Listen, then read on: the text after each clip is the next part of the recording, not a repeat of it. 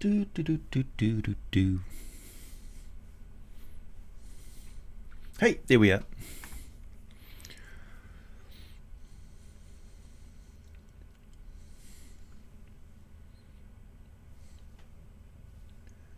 Do we have sound? Yes, we do. Okay.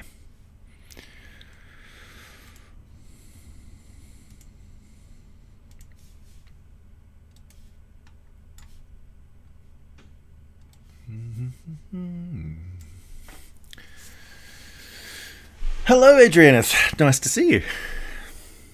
First comment of the stream. Hey, Morgan, Faith, Corey, Lysander.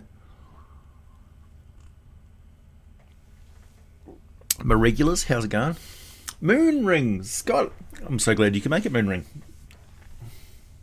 You're right on time. Or am I right on time? I guess I'm right on time. Hey, D. The cheese. Here's the cheese.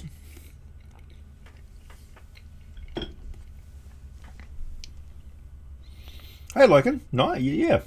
Nice to see you. Hey, Martian. First stream. Welcome. Hey, Comic Nut. Hello, Comic Nut girlfriend.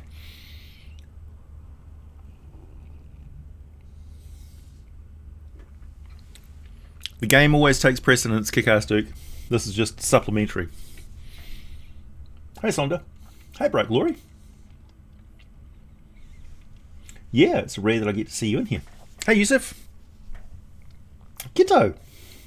Greetings, Sage Pickett. I love the Divine Shard vid. Oh, thank you.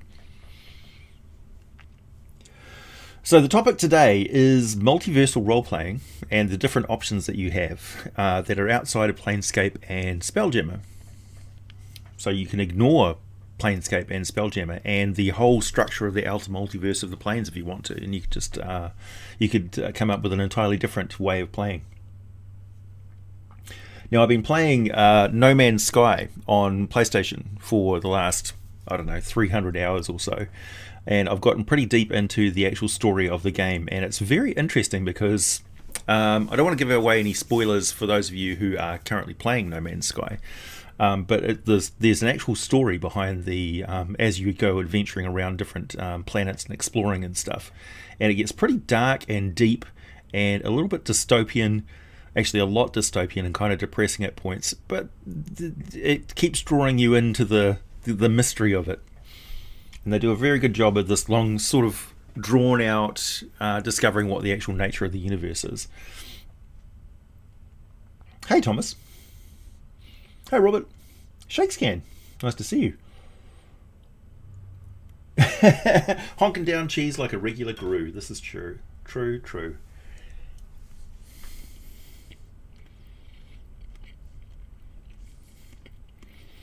Palette Worlds, yeah. Oh, no. Well, it's... Yeah.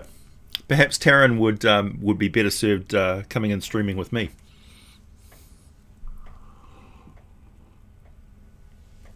Cheese is good for the soul. It's a perfect breakfast food.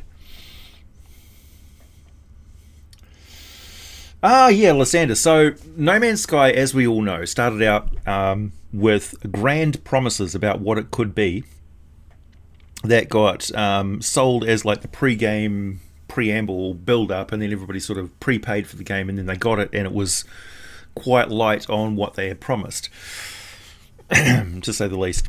And then they've spent the last year or two or so just continually adding content to it. And I think there's been 3 or 4 different patch updates since I've been playing the game, including extra landscapes and biomes for the different planets, extra story elements and things, and it's quite well developed.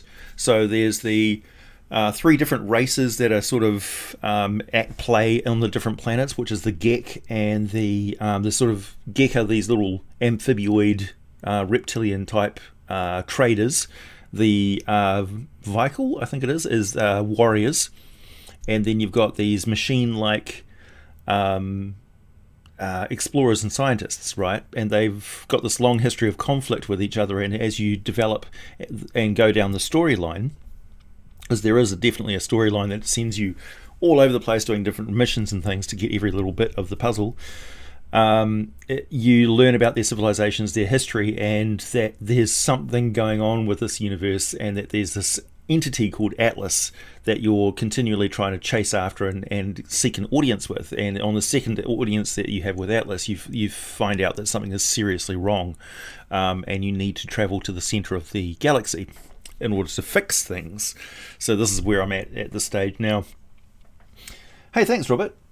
Hey, AJ, players going into Menzo Barrens and steal the Horn of Orcus, trying to prevent a demon incursion. Any tips on fleshing out the city?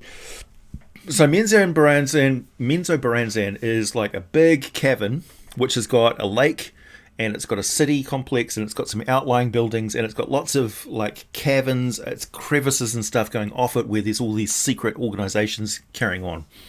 It's like there's this no man's land of they don't want the slave population, which is mostly goblins and things, from escaping and taking off, and there's all these outlaws and brigands and things who have sort of excised from the city, who are on the outsides, and also slave hunting parties and things like that, and escaped slaves and stuff, and monsters which prey upon escaping slaves and stuff on the outskirts of the city. So it's one of the more dangerous regions to get close to. Then the further away you go from Menzo Baranzan, you get this no man's land of nobody wants to live anywhere near Menzo Baranzan. So there's lots of resources and stuff which people sneak into and get. The Svervneblin, deep gnomes, for instance, live fairly close to Menzo Baranzan. Hey, Mr. Eccentric, I'm doing well, thank you. And yeah, but the city itself there's these noble houses which are inside the big stalactites and stalagmites which grow to and from the ceiling. There's a central stalactite which a mage heats up at the start of the day, and it cools slowly during the day, which gives the time for everyone, so they know what time of the day it is by how warm the glow from the stalactite is to their infravision. But otherwise, yeah, it's not as densely populated as you'd think. It's not really a market city. It's more a centre of power for the drow who live there.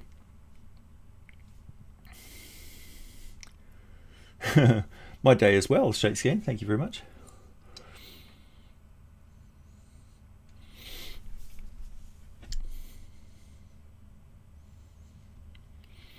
Flushing out the slave races a different way. Yeah, thousands of different. Yeah, there's all sorts of different races which you may encounter that have been raided from other dimensions and things like that by particularly drow who have the capacity to travel to other planes of existence, just like any other player character race.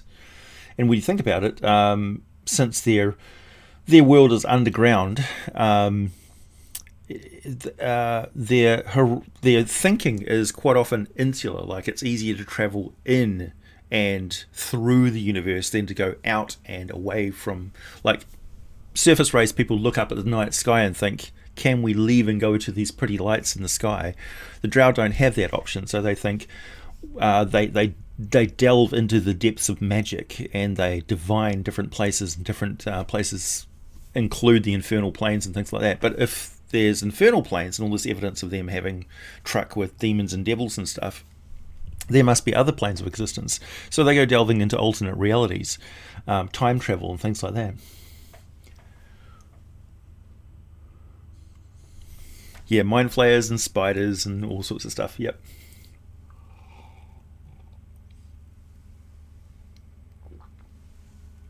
What race do drow not mess with? They don't mess with the Lachey. They don't mess too much with the mind flayers. Like, they've got an uneasy truce with mind flayers, mainly because they don't know how widely dispersed and extensive the population of mind flayers actually is on the planet of Toril, for instance. And also they don't really deal with the aboleth. The aboleth live in the deep lakes below and away, and it's you can feel when you're getting close to the aboleth, because the whole area is just like dangerous. Kobolds.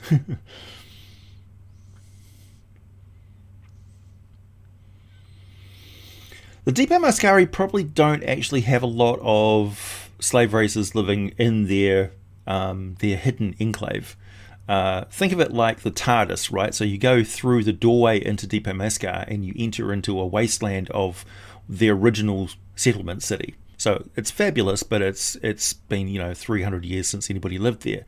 And the further you go into it, you discover you're actually working your way through a wormhole of demiplanes that lead to demiplanes that lead to demiplanes. So think of it as they're tunneling into and creating their own reality. And it gets really diverse and weird. Like you can get into, think of their different eras of expansions into different domains as the career of an archmage after an archmage after an archmage, and each one of their domains is kind of like instead of a domain of dread shut off from the rest of reality, it's a domain of the personality of that wizard and the people who lived there. So each one is, so Deepa Mascar is actually almost like a world unto itself. It's a world inside Toril that doesn't take up any space because it creates its own space. It's a wizard world. Thanks, Robert. People always ask about D&D Warhammer 40k crossover. What about non-40k Warhammer? Oh, you mean the fantasy Warhammer? Well, I mean, that's kind of like just another D&D setting, really. It's sort of a more medieval style setting. What would it be closest to? Probably closest to Birthright. Birthright was one of the last settings that I think they brought out before they switched over. It's kind of a shame, actually. The Birthright came out just as TSR was like shutting down, I think. Need more fleshed out Lachey lore. It's kind of like the mystery of the Lachey is one of the cool things about them. They're powerful, but they're very aloof and elusive. And their history kind of got wiped out anyway, so they're this detached species, that's almost like a cult. It's bigger on the inside, exactly. How much do you think a Deepa Mascari slave would go for in the drow market? Probably not a lot, actually, because the Deepa Mascari would be disconnected with the world that they're suddenly immersed in. They wouldn't accept their role as a slave. They would just shut down. Because they're kind of they're human, but they're no longer surface humans at all. They're deep humans, and they live in a detached reality in the first place. They've been raised in a bunker with its own rules and mores and customs that have been inbred for like centuries. So, and also other races in the Underdark probably don't really know much about them, including the fact that the Deepa Mascari slave is worthless because they've had their mind wiped. They don't know how to get home in the first place. So the one valuable aspect about them, which is leading back to the doorway into Deepa Mascar, has been taken from them. So they can never find their way home. Oh, the Red Dragon mini, yeah. Talking of minis, some people have encouraged me to do some more sculpting lately, so I just wanted to show you what I'm going to be working with. And the intention is to auction off whatever I sculpt during a future live stream, if you're interested. So I'm going to be using Sculpey, original Sculpey, and some Super Sculpey, and mixing both of these together to make medium Sculpey. I'm going to be using some green stuff. Don't bother with the small green stuff. Get the big green stuff. And why do they always pack it in this terrible plastic tubing? It always ends up squirting out all over the place and getting all deformed. I do have some sculpting tools, but generally if you buy this many sculpting tools, you're only really going to just use one. But you won't know which one it is until you build a set of sculpting tools. That's the irony of sculpting tools. And then eventually you're going to realize that you can do everything just using pins. These are old pins. And this cork is probably about 80 years old because it was in my grandmother's collection. So yeah, that's what I'll be using. That's it. So you basically do a framework. If I need to do anything big, I'm going to be using tin foil or aluminum foil as a base. And then I scrunch that down to make a framework, and then I put some Sculpey around it, and then I bake that, and then I build on it details and stuff with more Sculpey, and then I do a finishing layer of green stuff around that to give it really fine detail and also to strengthen it. And that's how I sculpt stuff. So yeah. So yeah, I'll be sculpt. If anybody has any suggestions for something to sculpt, otherwise I'm just going to go with, like, I don't know, a beholder or something like that.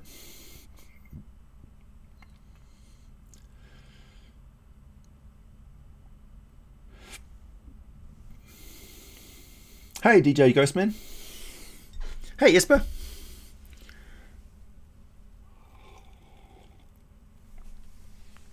Jan Chivik.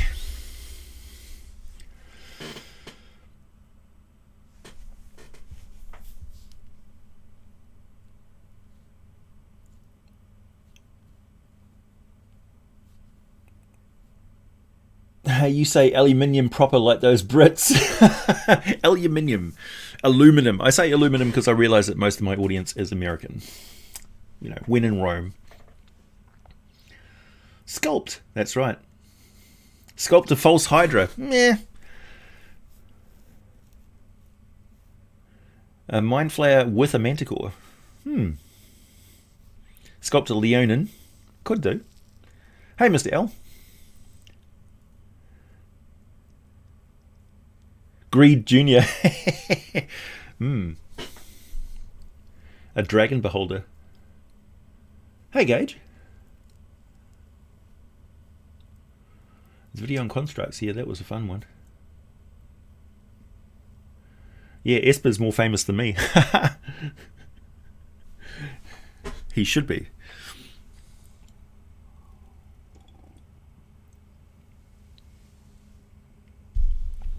For the inexpensive, low price of a ticket to New Zealand, I'll teach you the expensive art of lost wax casting. Lost wax yeah, I know the techniques and stuff in bronzing and things like that. I just do what I do because this is really easy. You can do it with any sort of oven, you know. I like polymers. Polymers are fun. They're really easy to work with. And each of them has got their own different qualities, which I quite enjoy. Hello, DJ Ghostman's wife, Chrissy. A Hydra Mind Flayer.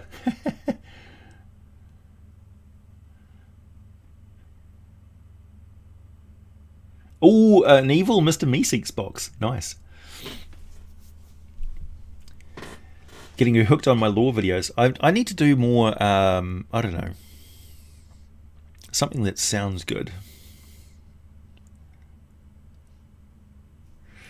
AJ writes a module, Esper designs the maps, run it with the top 3 fans as a contest. That's a good idea. Hey, I'm not too bad at map design myself, you know. Maybe Esper can write it and I'll do the maps.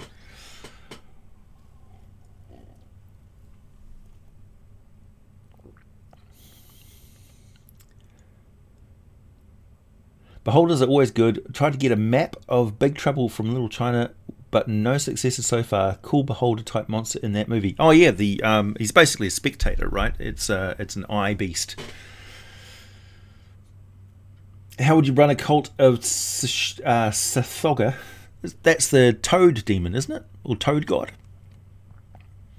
Some sort of collaboration with Bullywugs, maybe. Hey, thanks, Jonathan.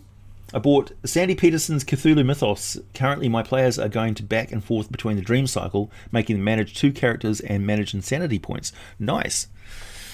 One of these days, I will. I think I'll do it as an exclusive video on my Subscribestar and Patreon, and also with the community chat for the subscribers. And I'll read some of the chapters out of the spawning pool of the Elder Things for you guys, because it's it's very Cthulhu. It's great. It's like you're reading from the Necronomicon, and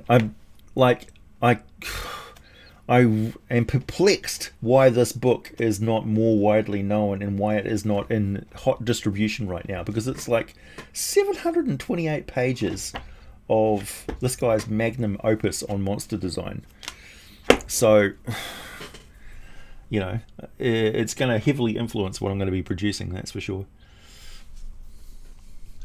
The Aurum Vorax video made you run a mini adventure for my players just for venturing out and fighting one of them. Nice.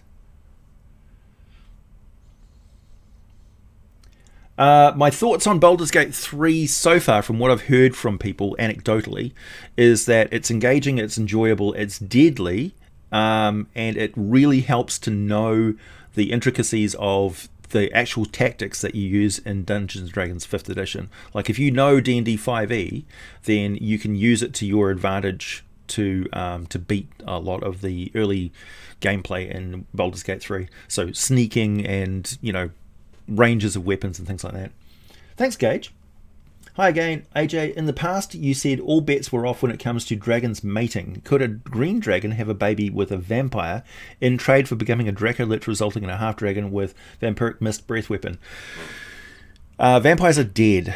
And I know that I've said that it's not biological when it comes to dragons breeding with things. It's basically a mutation of their of the offspring of the individual with elemental force, you could say, magic, right? But vampires are dead, so vampires don't reproduce because they're a spirit inside a corpse.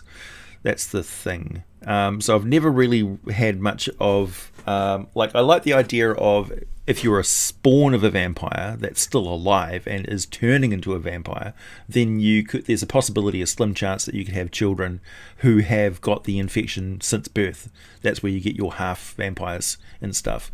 But once you're a full vampire, you're like literally just a blood-sucking corpse. It doesn't have any regular biological function anymore. Undead don't need to reproduce that way. So that's my take on it, specifically with vampires and undead.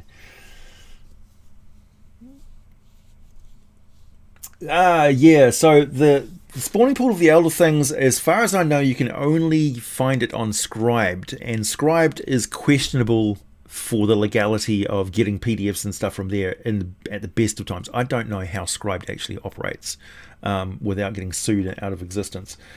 But that is the only place that you can find it, as far as I know, and it's in the full PDF. Otherwise, the only thing you'll find is a preview of it.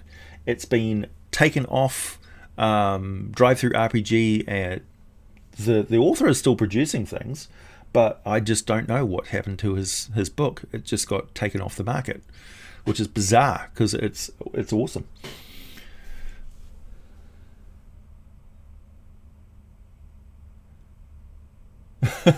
Right, yeah. I mean, if you want to do crossbreeding of different monsters and stuff like that, do it to your heart's content, but don't come to me, the lore expert and stuff, and the biologist, and ask me my thoughts, to okay and veto all of your crossbreeding. You're not going to get satisfying results.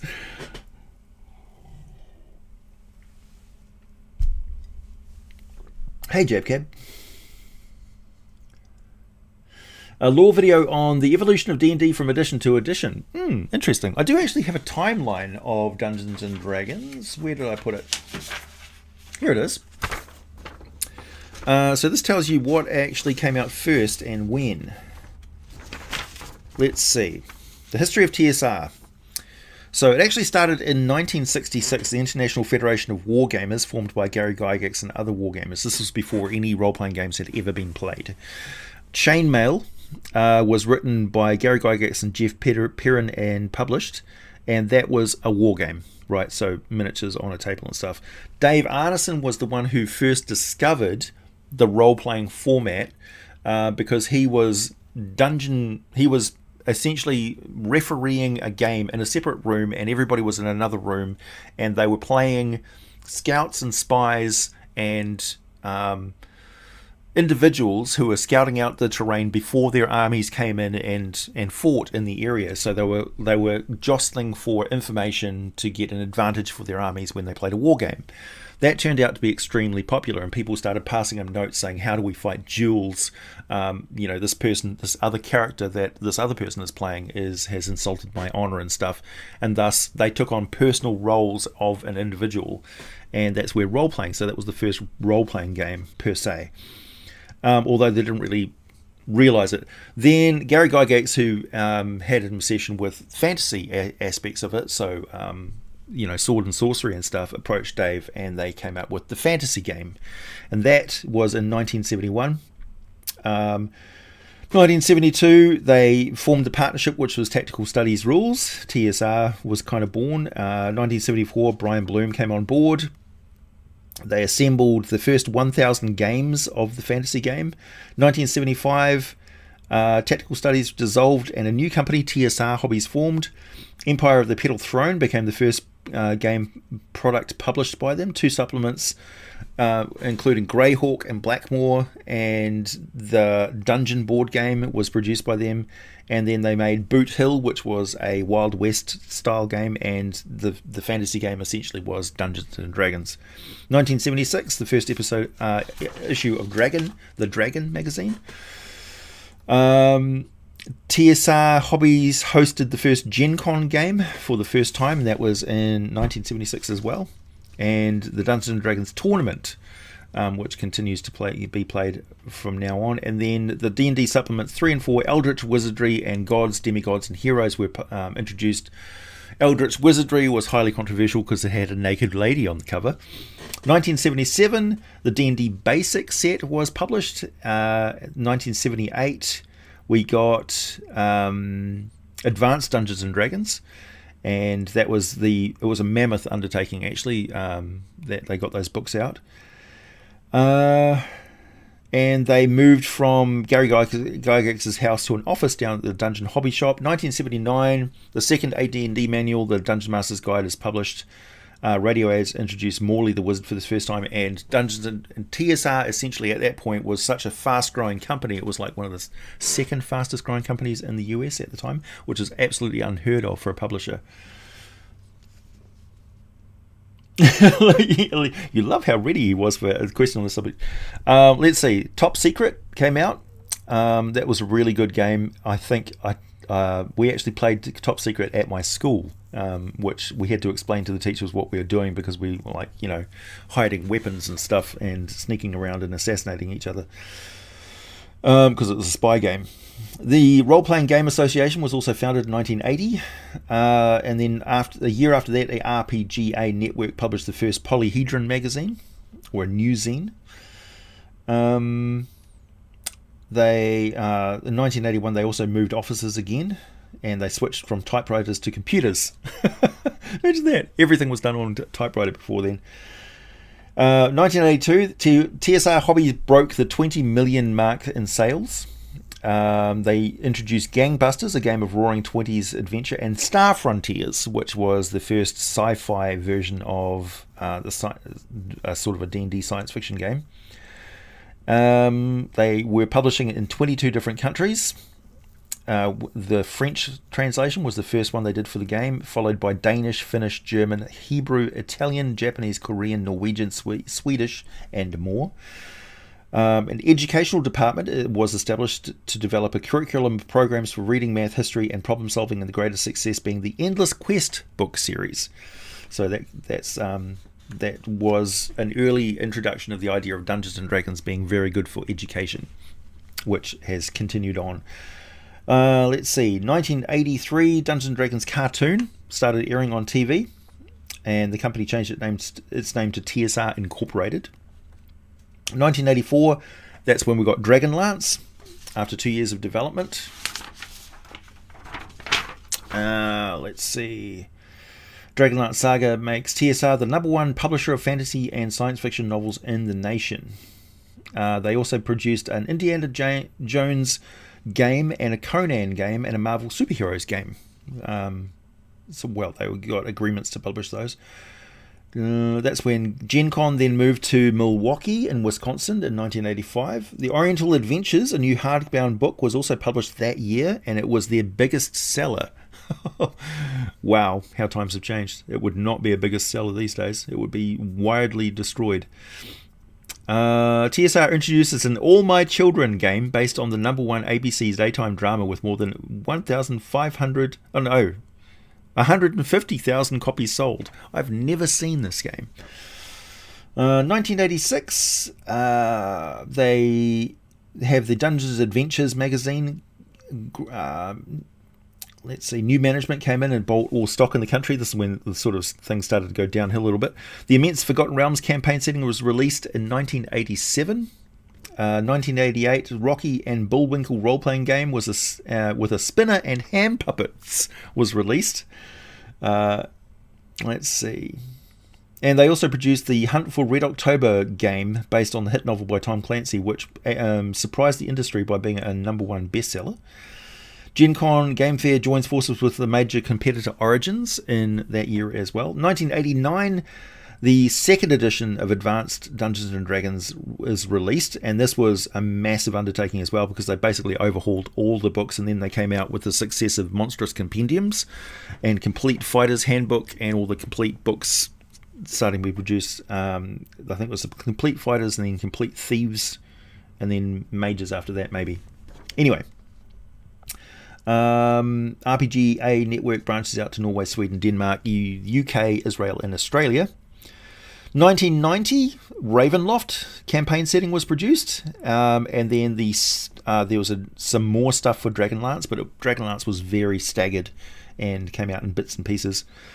The West Coast division of TSR Incorporated developed entertainment projects in a series of science fiction, horror and action-adventure comic books, which are still popular to this day. 1991 saw Athos and Dark Sun produced. And then next year, 1992, Al-Qadim and the Arabian Adventures was produced.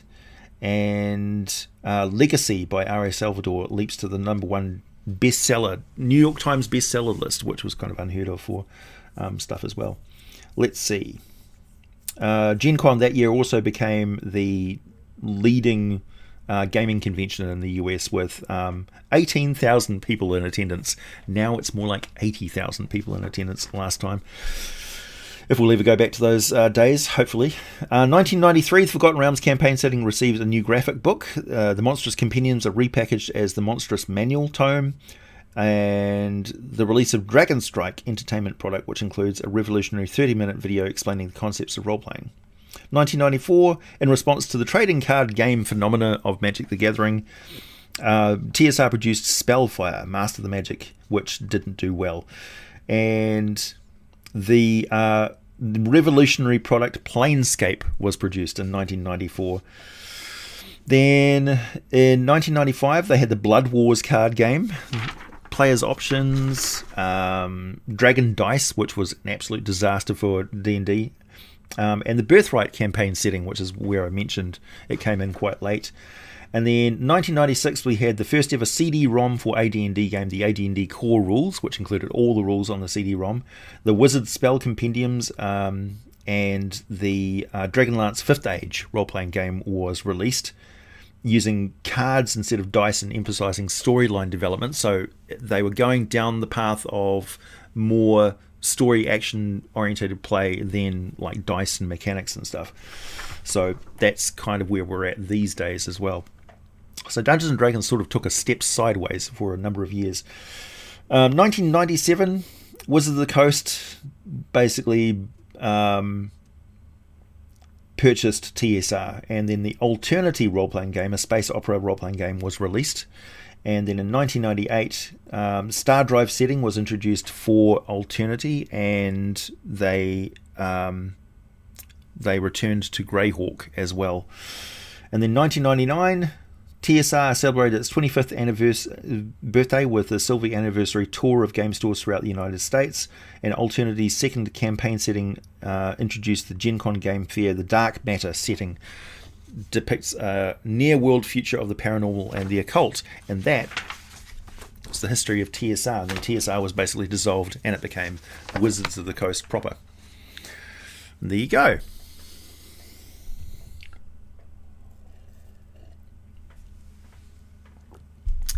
Basic D&D, or the BECMI, which stands for Basic, Expert, Companion, Master, and Immortal series, is still the longest running edition of Dungeons and Dragons, which was supported by the Mystara homeworld that it was based on.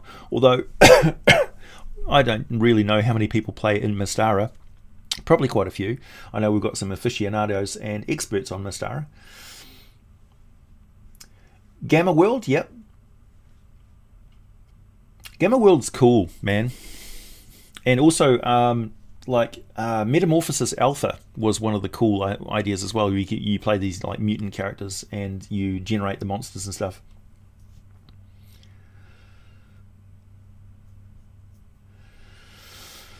White Wolf, yeah. So the thing with Warhammer and Warhammer Fantasy and why it's probably never going to join up with Dungeons and Dragons unless Games Workshop gets bought out by Hasbro, which is entirely possible.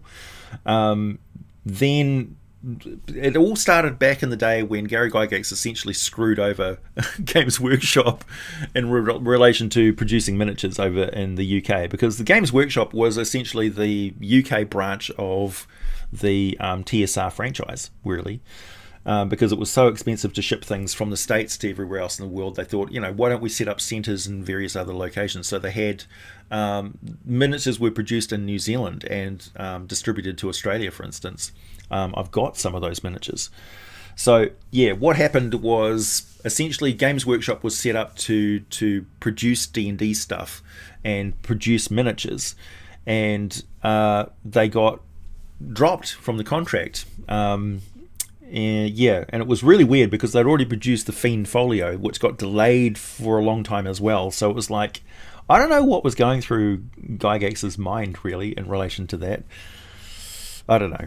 I wasn't there. I can't speculate. But all I see on paper is that the Games Workshop essentially got cut off from D&D and ended up becoming a competitor in the form of Warhammer Fantasy. And Warhammer Fantasy became sort of like the main thing that people were playing over in the UK. Thanks, Epic Thulu.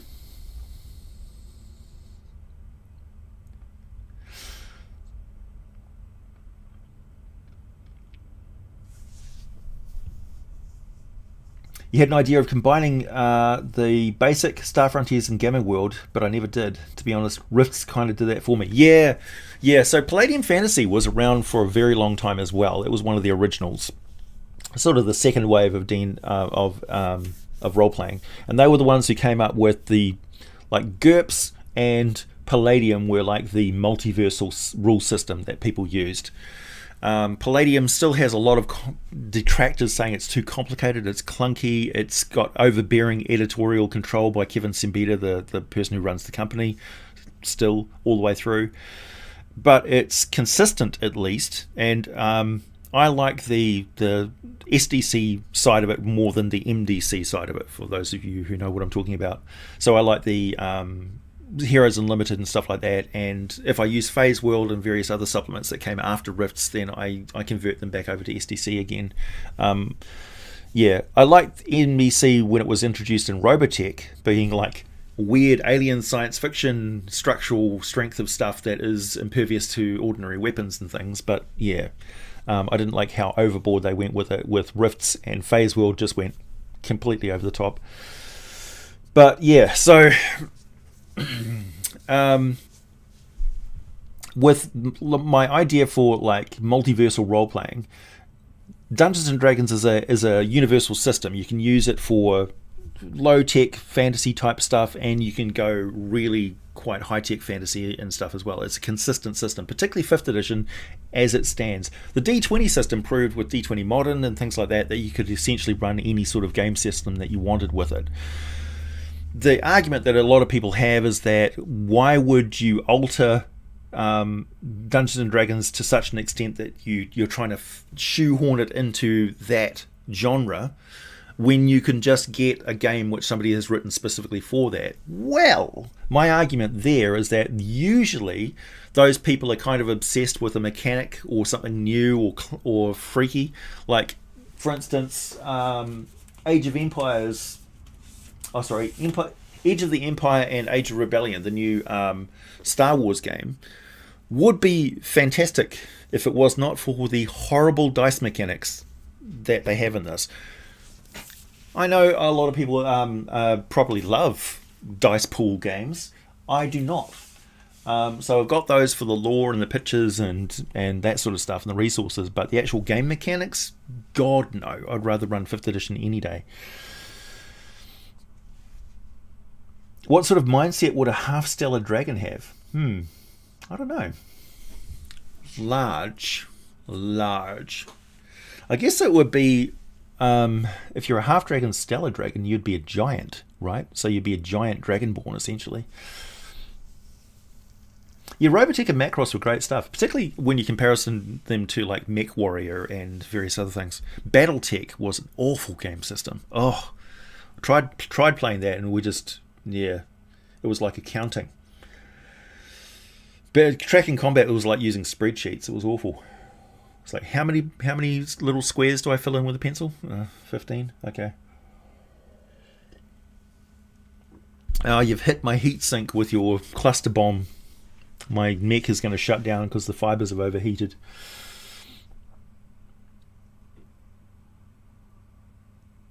Yeah, Battletech looked like Battletech. The lore of the families and the warring and all that stuff, the drama and things, was completely overshadowed by the mechanics of that game. And the mechanics of that game were just fucking awful. It's like, just give us a book that we can like role play. Honestly, I would love to take 5th edition and just role play like the world of Battletech and all of the stories and stuff going on, because it's a great world setting, but the actual mechanics of it was awful.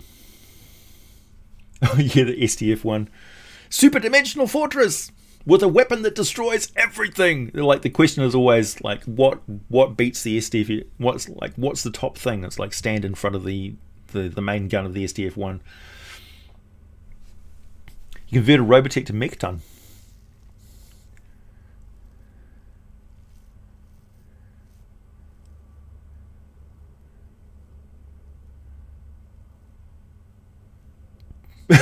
Yeah, that's right, Pale Rider. I mean, I would have liked to have had it just for the nostalgia, but I wouldn't run it again.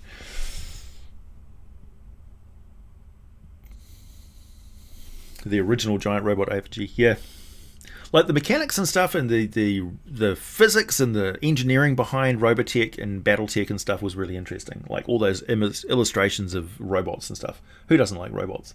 They're second only to dinosaurs in the young man's mind.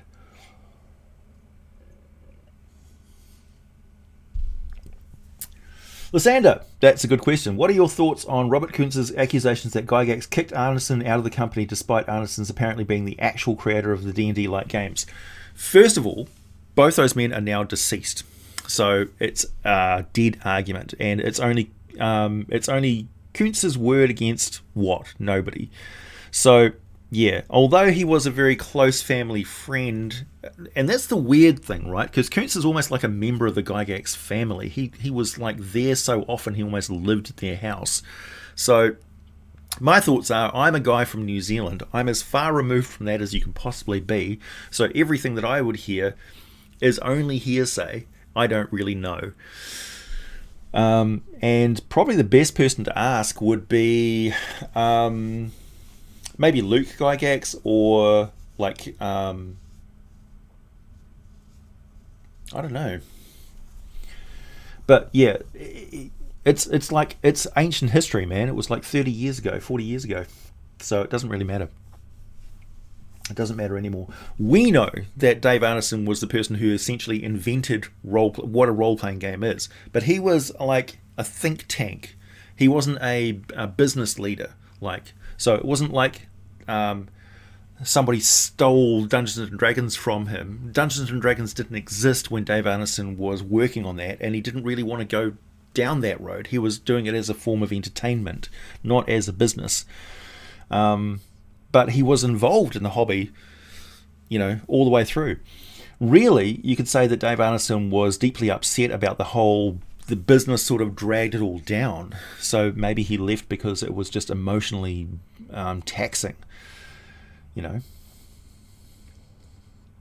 We have no idea what pressures and things that Gary Gygax was under. Like, he had to support a whole bunch of other people and essentially build a business out of nothing, like ideas.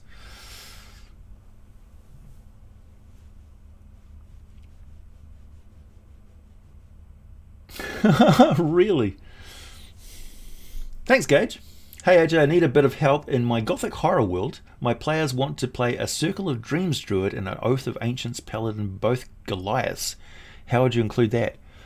Goliaths. Are they tribal Goliaths or are they urbanified Goliaths who have been raised outside of Goliath society? That's quite an important factor. If it's a gothic horror world, then I would have to assume that they're not tribal.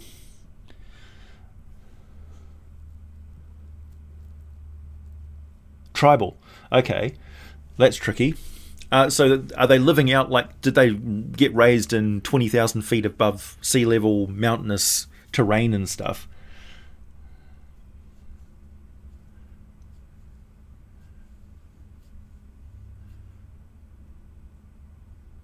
How many planes do you need to visit to be considered multiversal?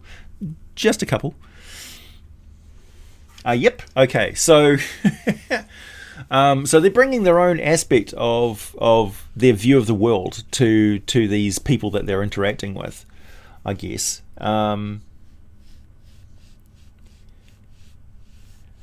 Circle of Dreams for a tribal druid would be vision walks and drug use and sweat lodges and stuff like that, right? And Oath of the Ancients paladin would be about their ancestors, about, tribal legends and things like that. So I guess you would reward the players of those characters for bringing up anecdotes and sayings and mysticisms and role-playing out their rituals and things like that that are part of their tribal history. So you'd want to reward that roleplay which sets them apart and highlights the fact that they're Goliath and that they've got a different worldview, and that competitiveness with others, for instance, really be highlighted. Also that otherness, because their tribal life before they got immersed in sort of gothic society would be quite different. What was that recent series where there's like fairies and fauns and things like that are in sort of a Victorian era steampunky type environment? I don't remember the name of it, but like that.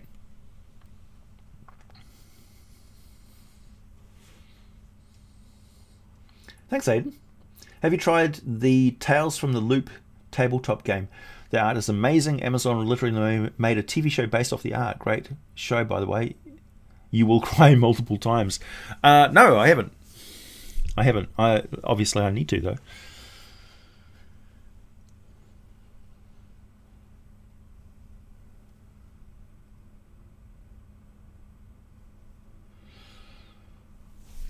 Yeah, the Goliath could be nomadic.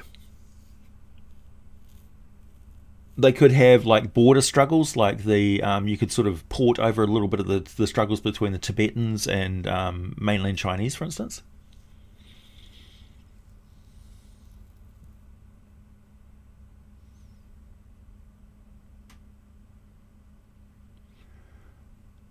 That's a very specific question, Corey. I don't know. Yeah, there's drug use and then there's drug use, right? There's shamanistic drug use, which is entirely okay, and there's drug addiction and drug abuse, which is not okay. Which is mental health problems, really. But people who use drugs to like fix mental health problems, there's not enough acknowledgement of that, I think, in today's society. It's certainly very prevalent in my ancient history.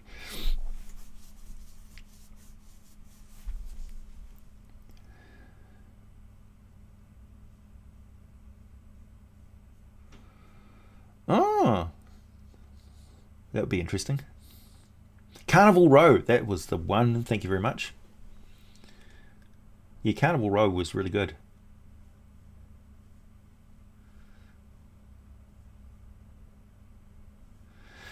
Do Infernal contracts have to be written, or are they verbal? Typically, they are written. Yeah, and you've got to be very careful that there's no hidden text in there as well. I know, Aiden, wouldn't it be good if you could post pictures, but also wouldn't it be terrible?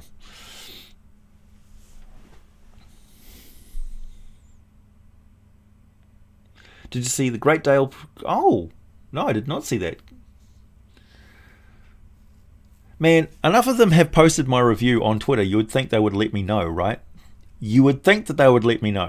It's like, send me stuff to review, you bastards.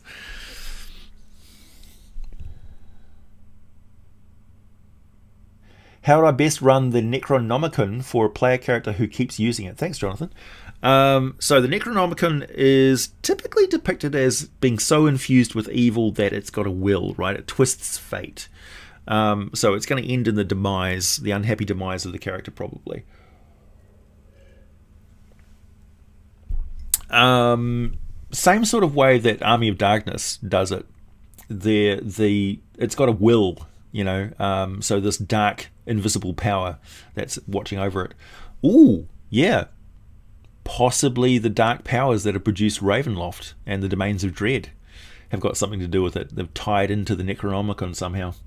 Perhaps the Necronomicon itself is like a folded up portal to a dimension of darkness and knowledge. You're definitely a shaman. Haha. Hey, Angry Gardener. Nice to see you.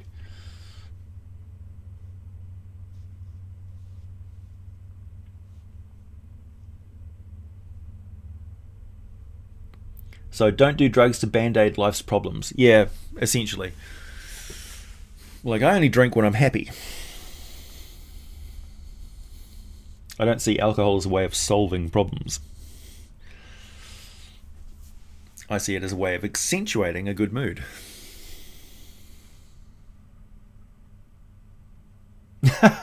That's a good point, Brandon. Yeah, there's only the metallic dragons on my my tiers of membership.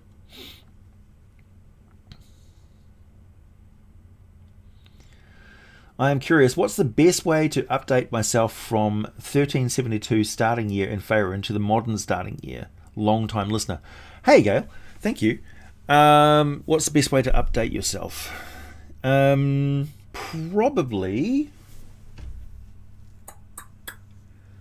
Probably the Forgotten Realms campaign setting for, I think, is this 4th edition or 3rd edition?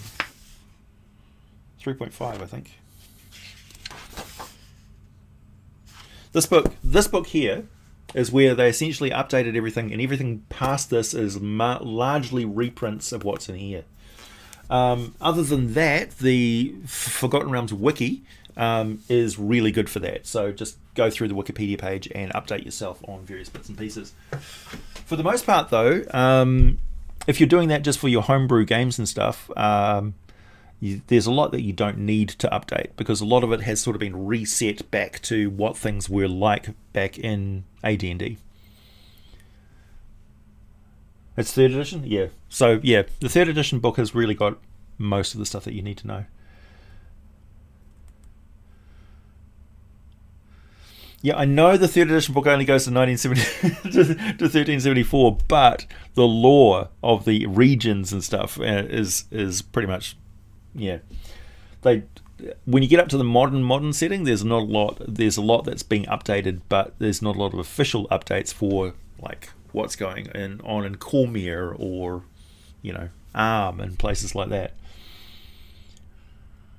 Dead Gods Returned, yeah. No, I haven't played Baldur's Gate 3 yet, and I'm not likely to get it until it's on main release. I know a lot of people would like to watch me stream playing it and stuff and talking and stuff, but I don't really talk a lot when I'm playing games. And I'm really slow.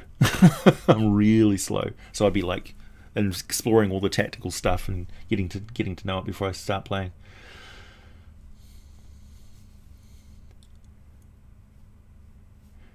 Will you annoy your DM if you say Pazuzu's name 3 times? Well, if they've already said that if you do that in the game it will summon Pazuzu, then all bets are off and it's fine. But you can't force lore on your DM,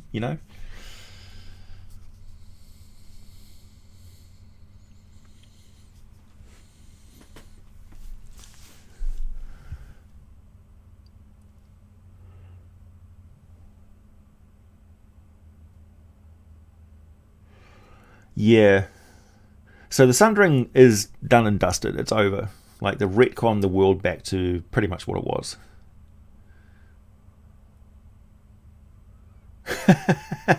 Good question, Spike. That's right, we've got a game this week too on Thursday.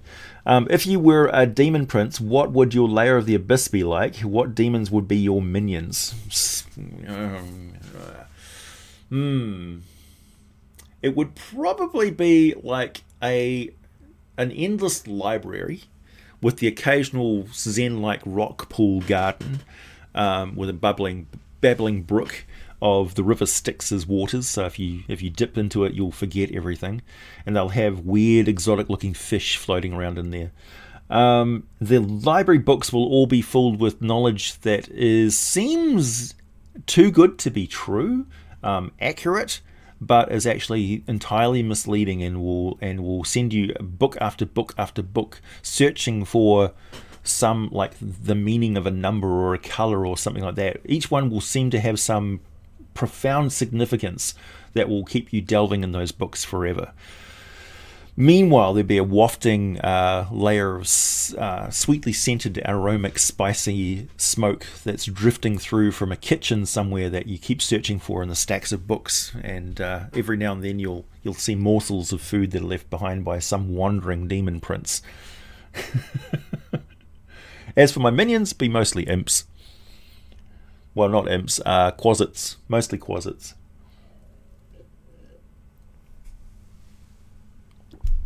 Sounds mostly like Senji's realm? Yeah.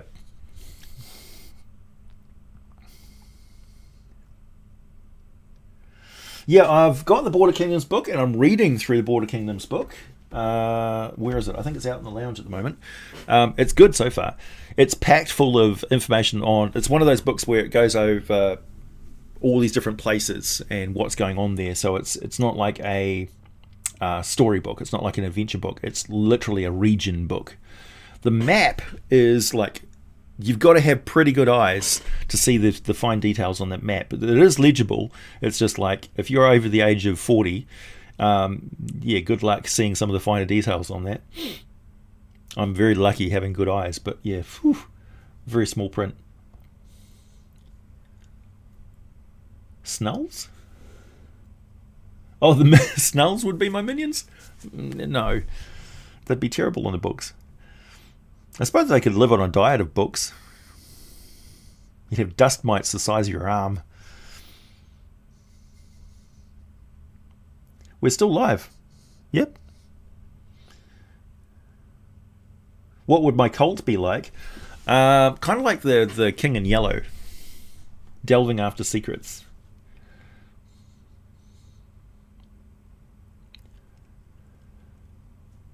Liberian Succubi? Maybe. I don't know. Pretty low upkeep. I get the feeling that, like, be in your business all the time.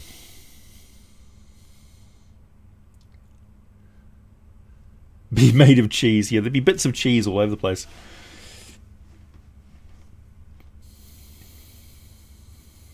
Have you seen my sign? Woo! Hey, thanks. Welcome to Silver Dragon, Brandon. What are my favourite third-party D&D books? Well, I've been buying a lot recently. Let's see, what am I reading at the moment? I'm reading... This isn't actually third-party. This is the Advanced Dungeons & Dragons Guide to Hell. This is the one which, by Chris Pramis. This is the one which talks about Asmodeus being a big serpent, right? And it's a standalone book, so it doesn't really tie into things, and it freely admits that the lore in Planescape is in direct contradiction to the D&D lore that came before it. So they changed the name of Demon Lords and stuff like that in Planescape. It was quite a departure from the previous lore. So that's why there's like some people who will say what Asmodeus definitely is, and I quite often say, no, you basically shouldn't know exactly what Asmodeus is, because that's part of the game. AJ's sign is cheese. Yeah, the brother of Jazarian, yeah. So that's one aspect of the lore of the Nine Hells. Because D&D, before that, it was like biblical. It was very Abrahamic Nine Hells sort of thing. What would be the favourite cheese of each demon lord? Thanks, Jonathan. Good question. Yeah, let's see. Well, I'm inclined to say that Asmodeus would have the strongest, most infectious cheese possible. Exactly, Power Rider. You can never say exactly what Asmodeus is. I do like the idea, though, that, like, because that's what introduced the idea of Baldur being an inverse mountain, and Celestia being the spire, and in the middle, the plains of the Outlands, there's a spire in the middle of those as well. So you've got a spire of law, a spire of neutrality, and a reverse spire of evil. So, they're all lawful, they're all spires, but it's good, neutral, and evil, right? So like the points on a compass. But really the battle is not between good and evil, it's between chaos and law. That's the primal forces. So the two serpents were a lawful and a good and an evil lawful pair of serpents that created the multiverse in that version. So essentially they were fighting against chaos. No, Asmodeus is not a demon lord.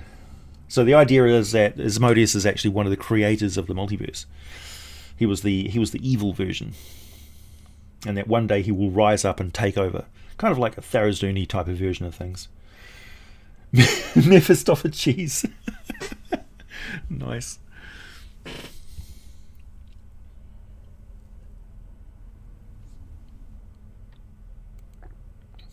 Despater would definitely be blue cheese. No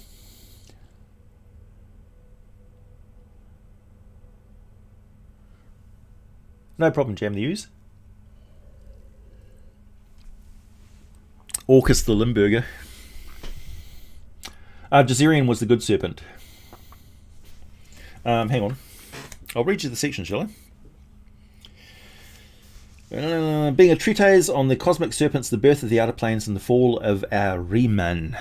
Ahriman is Asmodeus, right? The universe at its birth was little more than swirling chaos, a primordial soup of infinite possibilities. The cosmos was both everything and nothing. Through some unknown process, forms coalesced out of the chaos, including the planes themselves and those beings later known as gods. Some of these newborn powers revelled in the chaos, while others abhorred it. The conflict between these two groups, between law and chaos, defined the planes and the laws that they would obey. The mightiest of law's champions were the Twin Serpents. These cosmic serpents expressed the duality of law. They were unstoppable when they worked together. Jazarian, winged and feathered, so essentially a Quattle, dedicated herself to the cause of good, while Ahriman, scaled and forked of tongue, a serpent, embraced the darker path of evil. Despite their differences, they were first and foremost agents of law. Sending their coils out into the endless chaos, Jazarian and Ahriman created the first ring, so establishing a fundamental principle of the planes. When Ahriman took Jazarian's tail in his mouth, and she did the same with his, they demarked the plane now known as the Outlands. That's why it's a circle. Since this plane was created by the interaction of law and chaos and was bordered by both good and evil, it became the true plane of neutrality. Where the Outlands defined, the outer planes fell around it, creating what became known as the Great Ring. This construct, a central plane of neutrality with 16 outer planes of all alignments arrayed around it, is popularly known as the Outer Planes. Jazarian and Ahriman's Ouroboros had instituted the unity of rings already, establishing the importance of rings in planar geography and philosophy. The Twin Serpents had turned their attention to the other laws that would rule the planes in honor of their triple aspects, law, good, and evil. The serpents established the law of threes, decreeing the importance of the number 3 in all spheres. After applying this law, they decided they needed another law to complete the triumvirate. They agreed that they should define the center of the universe, in which they would remain coiled. Despite the clear advantages of choosing the Outlands, a place already given over to neutrality, Jazarian pushed for Mount Celestia, while Ahriman agitated for the inverted mountain of Baldur. For the first time, the Twin Serpents disagreed, and they started to pull in opposite directions. And eventually, they pulled each other free.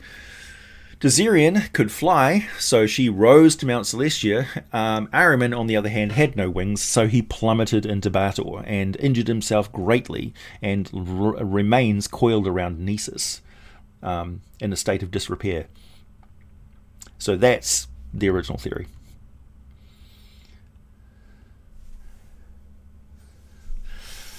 Hey Malphazar, greetings AJ. Here's something for the meat and cheese fun, thank you. So my chaotic good warlock befriended an imp last night in Barovia. What fun can I have with this?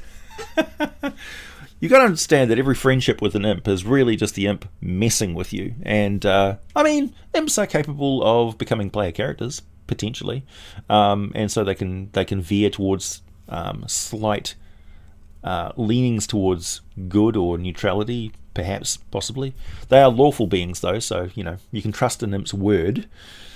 But they can also break their word, but it's painful to them, and they end up getting severely punished back in the Nine Hells. The main thing, though, is that they're deceptive and they're manipulative, and they twist you always towards either advancing the cause of law and evil, or the interests of the Blood War, or just concentrating power for themselves because they're trying to get ahead in the hierarchy of the Nine Hells. That's always on their mind. On the off chance that they will try and twist the adventurers into beings of lawful evil themselves, so that they can eventually join them on the plane of Baldur.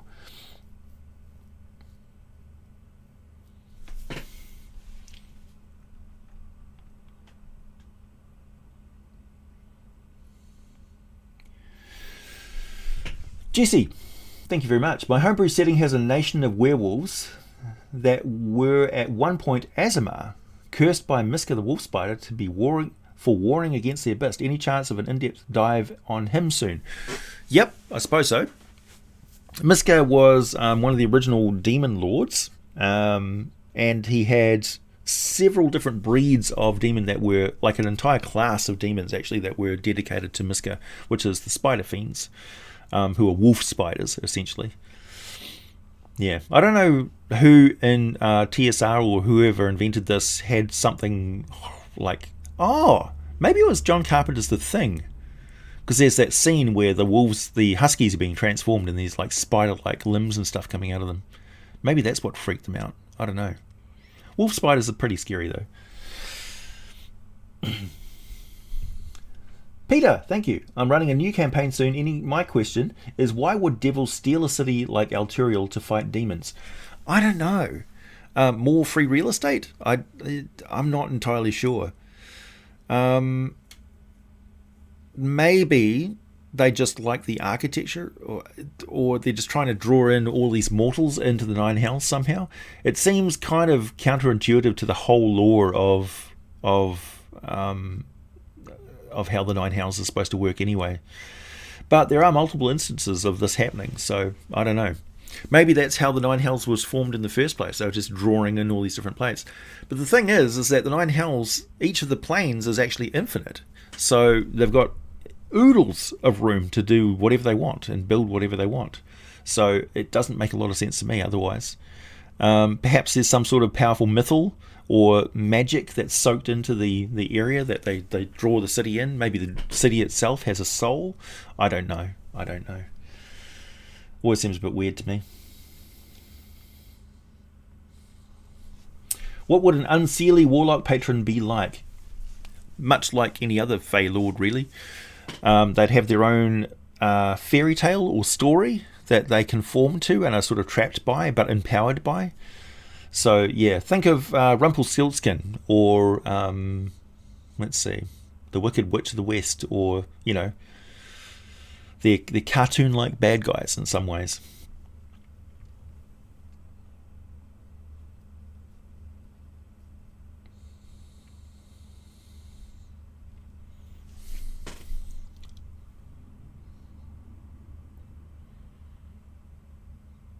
That's true. Yeah, when you think about the serpent theme, which is running through all the Nine Hells and stuff, and the fact they do have kind of like a dragon-like form, having arms, legs, and wings, you know. So there's that serpent theme, certainly. But I mean, that ties back to the biblical thing as well. Satan the serpent.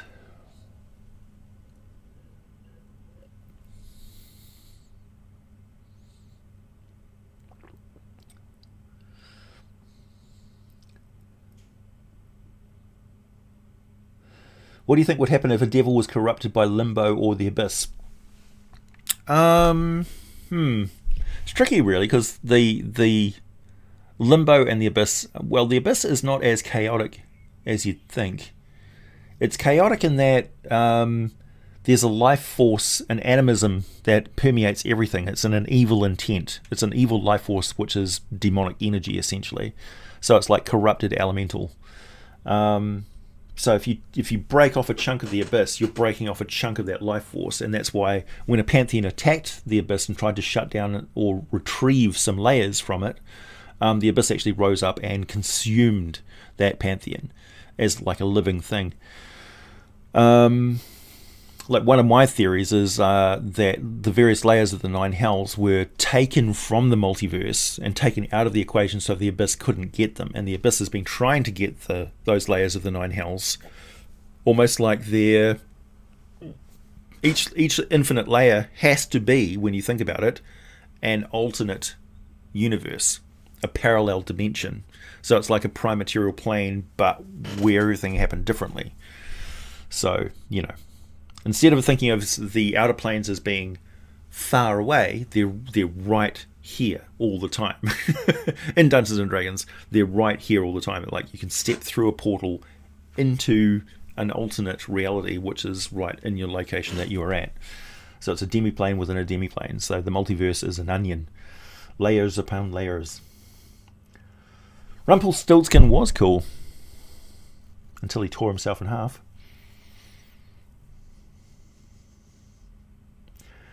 Ever heard? The god Shondakal disappeared. I don't know.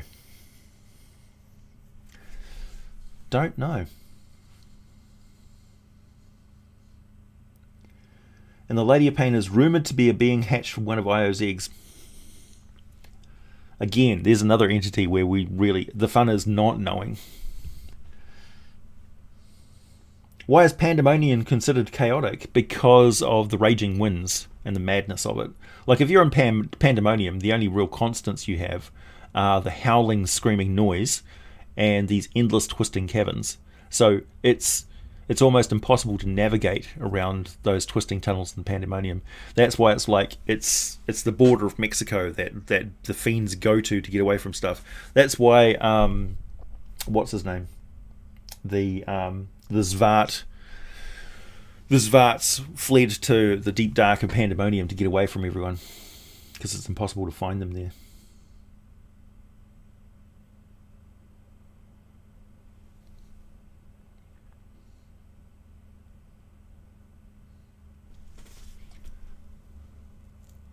Speaking of multiverse, just finished inking a drawing of a pair of high-tech knights from Earth rescuing an elven maiden from a horde of orcs led by a red dragon. Nice!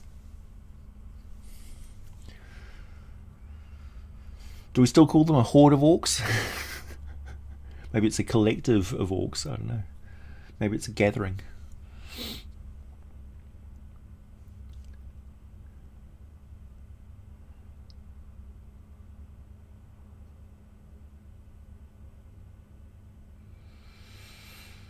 Yeah, well, you can't mix up... Well, see, that's the thing. Different races have got different versions of how the universe was created. I mean, look at human cultures, for instance.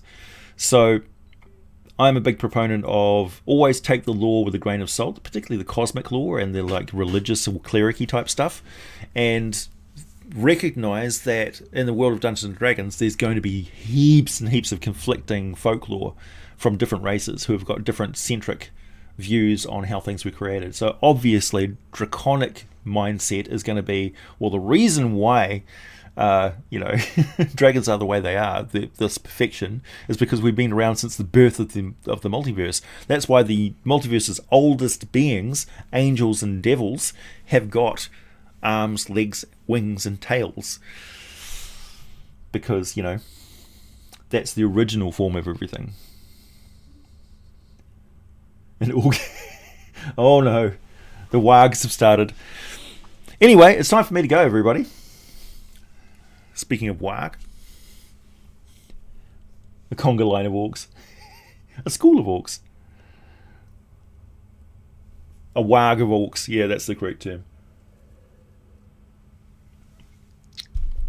A mob. It's a mob of orcs. Hey, thanks, Castuke. Oh, thank you. Very pretty with the D20s on either side.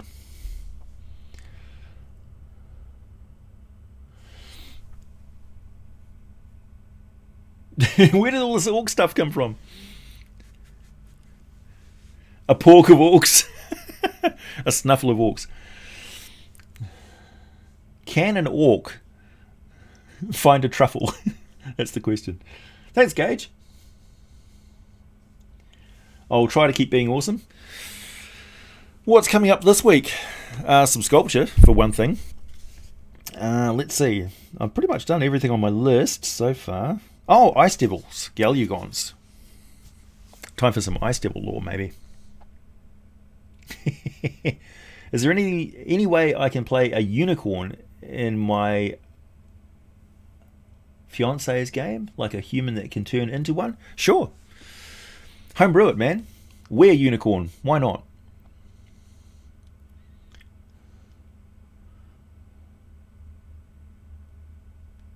You're starting with your Viking blood mead today. Wish you luck. Good luck. Walk! Alright, catch you later, everybody. Oh, thank you. Wereball orcs are just porks. True. Exit's our Chittles video. You've been pushing real hard for that. It's true. I guess I'll give it a go. Origin of the Fake Hordes? I don't know if they do have an origin. They've just always been there. Timeless. Wag! Thanks, everybody. All right. Bye.